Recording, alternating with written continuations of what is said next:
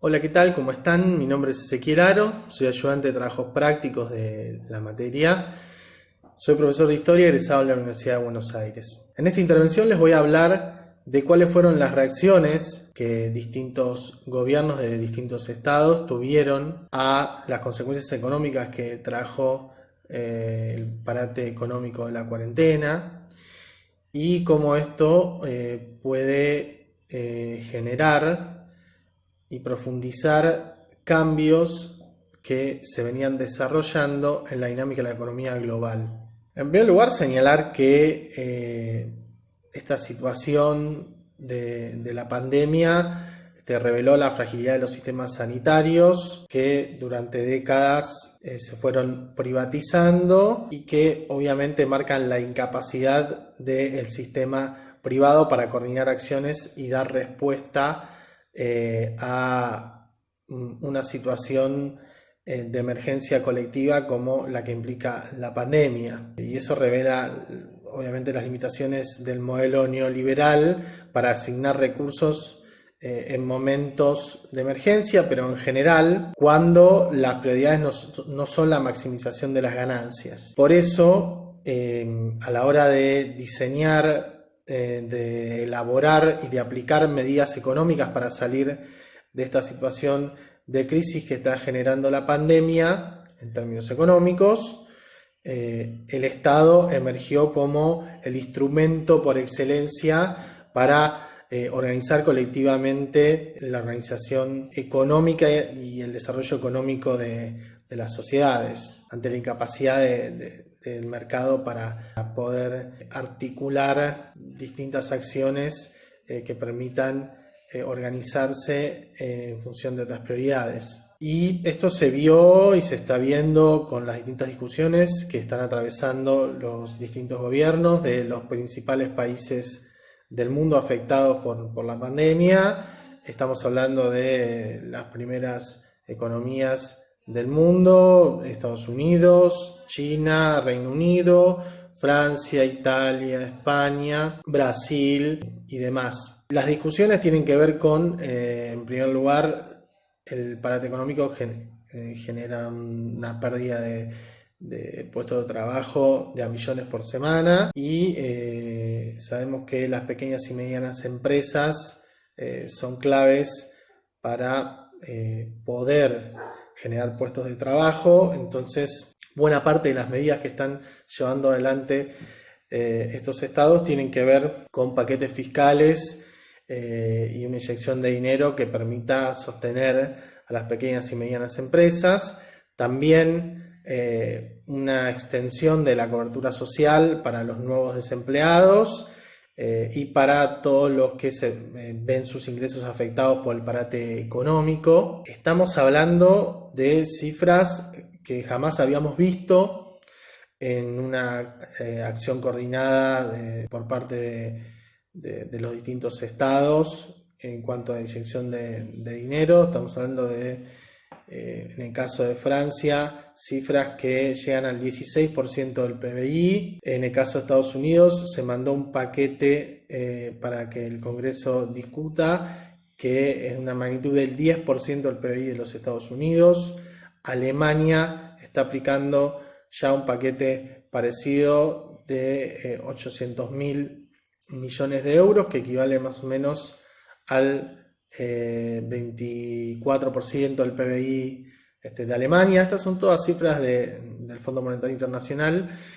O sea, son cifras que, bueno, son inconmensurables y que, como les decía antes, superan incluso las cifras de los salvatajes a los bancos post-2008, después de la crisis de la subprime, que marcan obviamente la magnitud de esta crisis. Por dar solamente un ejemplo, para no abundar en datos, en el caso de Francia, se espera que más allá de este paquete de medidas para activar la economía, la caída generada por esta depresión sea del 3% del PBI por cada mes de cuarentena. Impresionante realmente. Y todas estas medidas que obviamente tienen un fuerte estímulo a la demanda, una búsqueda de fortalecimiento de los mercados internos, que son de corte obviamente keynesiano o son heterodoxas, que rompen con la hegemonía del paradigma neoliberal, marcan también algunas tendencias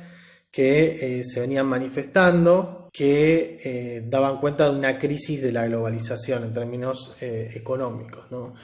Gabriel, como Giovanni y Romina, van a hablar de lo que implica en términos de crisis civilizatoria esto, pero bueno, en lo que respecta a lo estrictamente económico, hay muchos autores que plantean que estamos en un proceso de desglobalización incluso. Esto se evidencia, por ejemplo, en la salida del Reino Unido de la Unión Europea, en el Brexit, o en la guerra entre Estados Unidos y China, la guerra comercial, que obviamente por ser las dos primeras economías del mundo tiene un fuerte impacto en la dinámica global.